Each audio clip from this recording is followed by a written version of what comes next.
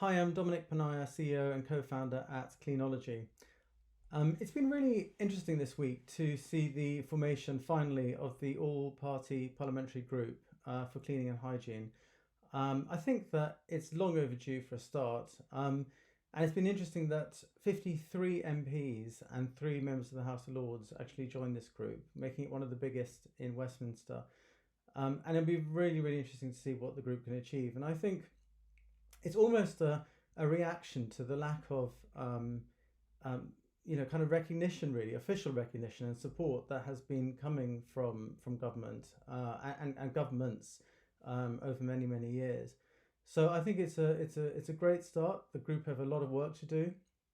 One of the first things needs to be the recognition of key worker status for cleaning operatives. I know that we have, in our own internal way, recognised that and have given our staff, letters that they can carry around so they can continue to do their work. Because after all, if they hadn't, we'd be in a complete mess. I mean, there are reported COVID cases and suspected cases, and all of those situations needed to be dealt with by the cleaning industry to get those areas back up and running, whether it was trains or offices or or retail stores. So I know that we've been involved, and many other companies across the industry have been involved in that important work.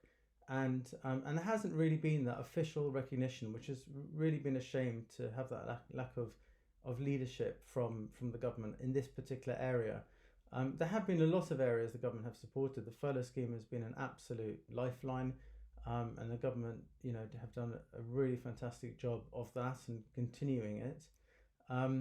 But yes, the key worker status hopefully will come. There are a number of other areas that the government, obviously, in this group need to focus on. Apprenticeships and accessing that scheme, because we pay in a lot of money to that scheme as an industry.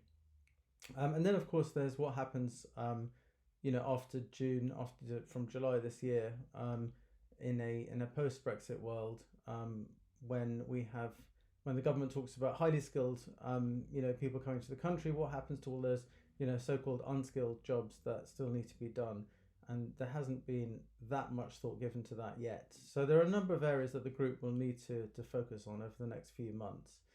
Going back to COVID, in terms of keeping, our staff safe, I think it's very important that employers and the industry continue to support the workforce on the front line.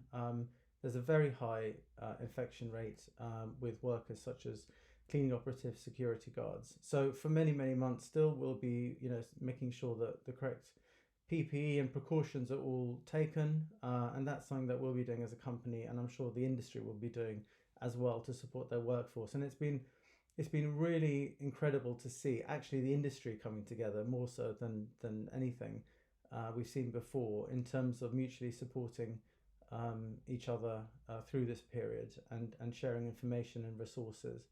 So that's been a really positive thing to see.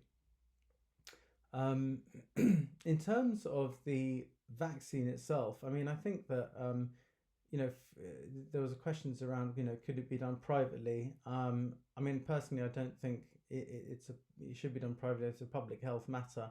It may come further down the line that we start seeing it, available privately. I mean, obviously, we still to see how COVID works out over the next few months and years, whether it becomes a seasonal thing. But there are things like vaccine passports that have been mooted, and I think things like that, they are controversial, but probably they're the right thing on balance, because there'll be certain areas where you'd want to access, whether it's an aeroplane or something else, and you need to prove you've had the vaccine. So it is one way out of the situation, and it is a way forward. Not everyone will agree to it, but we're certainly not going to mandate that every employee has to have the vaccine. I think that has serious ethical, questions around it. I know some companies have said that that's their policy, but that's not something that we would support.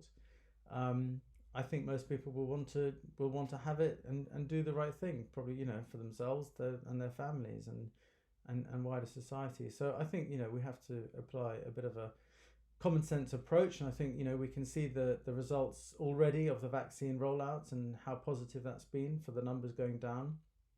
And it seems that we are finally on the route out, which is great. And as an industry, we've been absolutely on the front of this, in a way that we never ever thought we would be, and we're supporting and helping the country get out of this situation and move forward, which is a really positive thing to see. And we've got a long way to go, but I'm sure we're going to get there, and the end of 2021 will be a much better place than where we started.